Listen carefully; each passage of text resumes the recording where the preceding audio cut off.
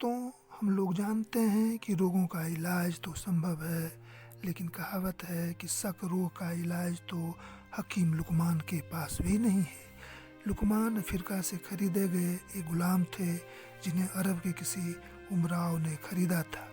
एक दिन उमराव ने लुकमान को एक ककड़ी खाने को दे दी। ककड़ी काफ़ी कड़वी थी, लेकिन गुलाम ने ककड़ी बड़े प्यार से खा ली।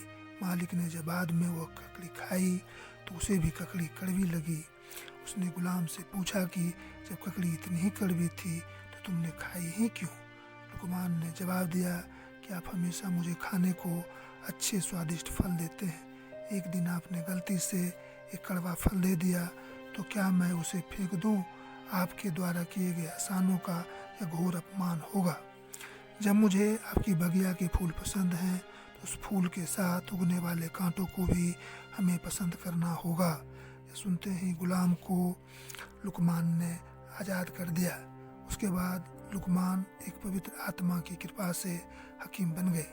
लुकमान पेड़ पौधों से बात करके उसका गुण पूछते थे कि तुम किस रोग में फ़ायदा करोगे, और कहा जाता है कि पेड़ पौधा भी जवाब देते थे।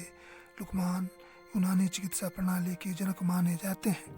वे हर तरह के रोग की दवा इजाद किए थे। लुकमान का जन्म 1100 ईसा पूर्व हुआ था और वे भारत के आयुर्वेद चिकित्सक चरक के समकालीन थे।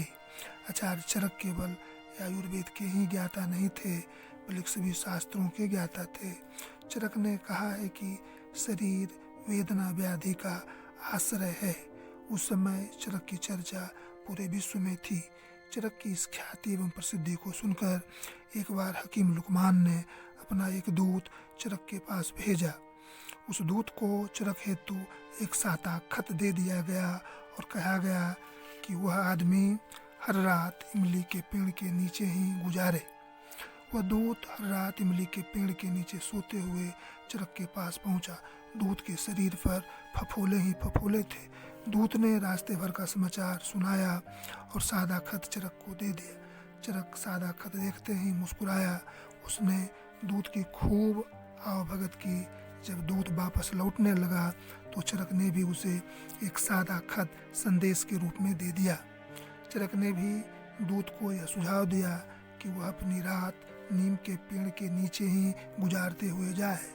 दूत ने भी वैसा ही किया।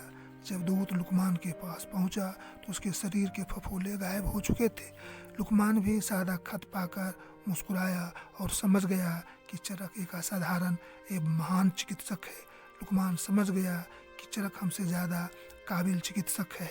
चिकित्सा विज्ञान यह शिक्षा देता है कि इमली के पेड़ के नीचे सोने से शरीर में फफोले होते हैं और नीम के पेड़ के नीचे सोने से फफोले गायब हो जाते हैं। हकीम लुकमान द्वारा दी गई नसीहत कुरान में भी वर्णित है। लुकमान जब मृत्यु शैया पर लेटे हुए थे तो उसने अपने बेटे के एक हाथ में चंदन का बुरादा और दूसरे हाथ में कोयले का बुरादा लेने को कहा। कुछ देर में बुरादा फेंक देने को कहा गया। हाथ से बुरादा फेंकने के बावजूद चंदन के बुरादे वाली हाथ में खुशबू एवं कोयले वाली हाथ से बदबू आ रही थी। मरने से पहले लुकमान ने बेटे को यह नसीहत दी कि सज्जनों की संगति में चंदन की खुशबू और दुर्जनों की संगति में कोयले की बदबू होती है। इसलिए जीवन में हमेशा सज्जनों की ही संगति करनी चाहिए। सज्जन नेक सलाह एवं बुरे समय में साथ देते हैं। अगर यह आपको वीडियो अच्छा लगा तो वीडियो को कृपया लाइक एवं चैनल को सब्सक्राइब कृपया अवश्य करें।